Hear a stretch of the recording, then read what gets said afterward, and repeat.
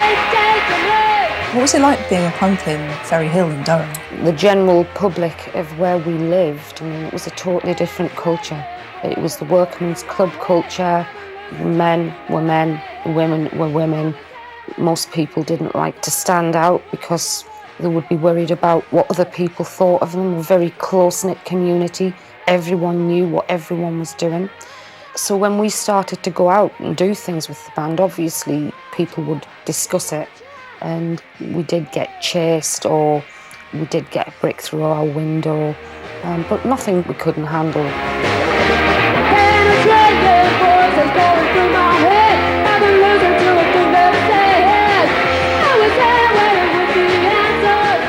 What was the reaction in your family to the name of the band? They thought it was a bit of a laugh. Not that their neighbours did. You know, I remember we went to Dundee and my dad had a T-shirt, a homemade T-shirt that said Penetration. And we got out of the car and an old lady over the road shouted, "Grandad Punk." And I think he quite liked it. Time to think and ask on you. Is it them or is it you? Let them go, set them free. Did you ever feel that you were being treated differently by the other guys in the band because you were female? I actually did just feel like one of the boys.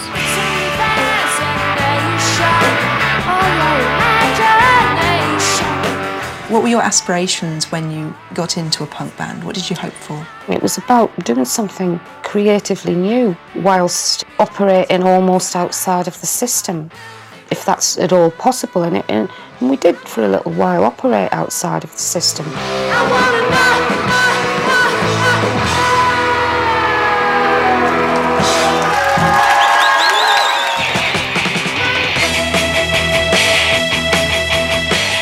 Pauline and other girls were part of punk right from the start, and female artists continued to fight for space in the scene, gradually bagging record deals.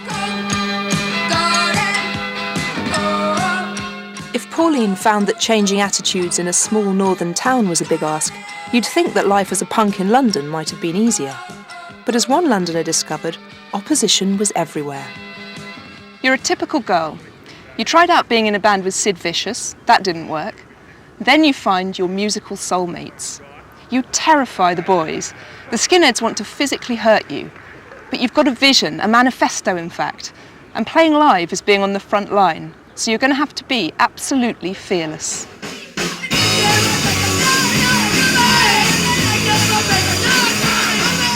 The Slits lived in a very violent time, you know, 76, 77. It was very scary on the streets. We had to go everywhere together as a group of 3 or 4 because the way we were dressed was so alien to the times that men everywhere found us incredibly threatening, and skinhead girls and teddy girls.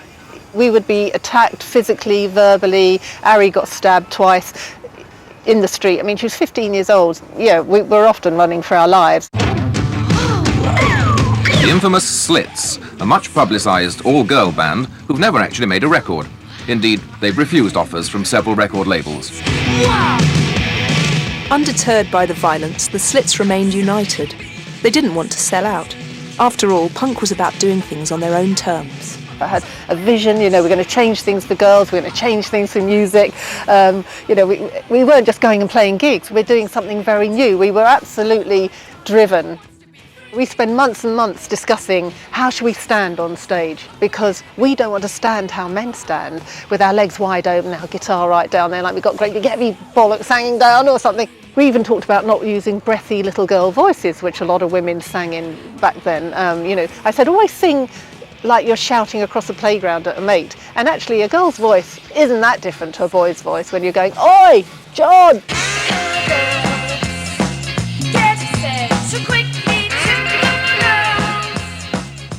When you imagine the Slits audience when you're up there on stage, I mean, how important was it to you that boys were there as well as girls? I said, I want us to be a band that boys want to be in, and a gang that boys want to be in, and wear clothes that boys want to copy. I mean, of course, girls, we were there for girls mostly, but also wanted to show guys that we were equally as cool.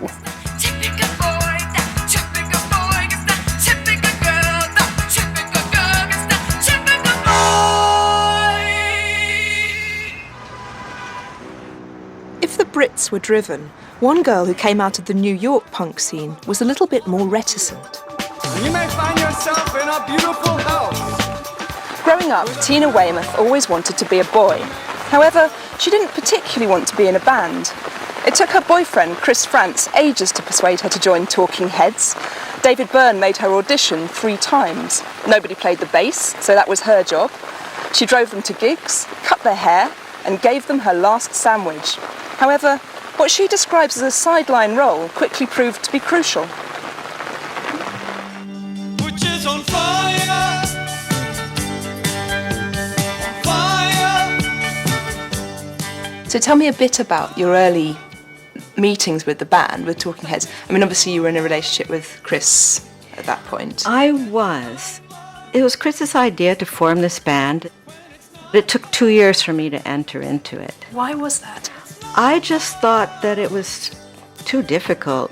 You know, I just thought, I'm just going to be up against a lot of flack. For being the girl? Yes. But Chris had another idea. He thought it was going to bring attention to the group. And it did. And it worked.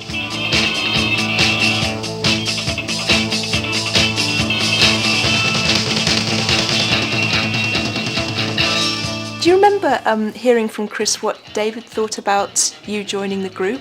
He said to me, he thought that women's role shouldn't really be in the big world because it was a dangerous place for women. He really said this? He really said this to me.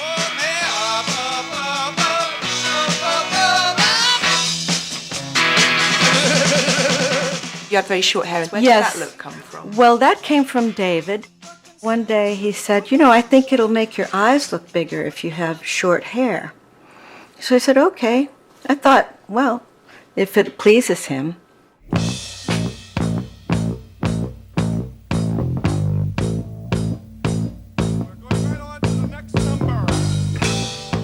Tell me about your involvement with Psycho Killer. David was listening to Alice Cooper and thought, I can do something really rude. So David said, I need lyrics. And so we brainstormed. I said, well, Hitchcock would say, I'm going to kill you because you're rude, you're not polite. You start a conversation and you can't even finish it. You're talking a lot, but you're not saying anything. And he had this really brilliant idea, which was, I want to create a sense of schism where he changes personality from being one person to being another person. I think the best way to do that is change language. So I wrote lyrics to that effect. Psycho killer. Didn't always get the pronunciation right, but it was a good approximation, and people kind of got it. Although I noticed today that when people covered the song, they copy the mistakes.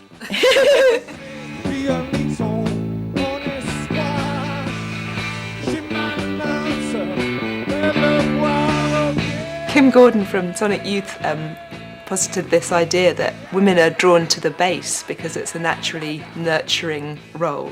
Oh, please.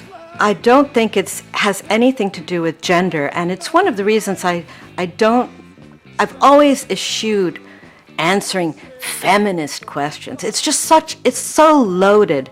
If you want to do something, just do it. Don't talk about it, and don't criticize other women. If they want to go out, you know, and swing on a wrecking ball naked, why not? Let them do what they want. We just are smart as women because we have our balls neatly tucked inside where they're protected. And that's that.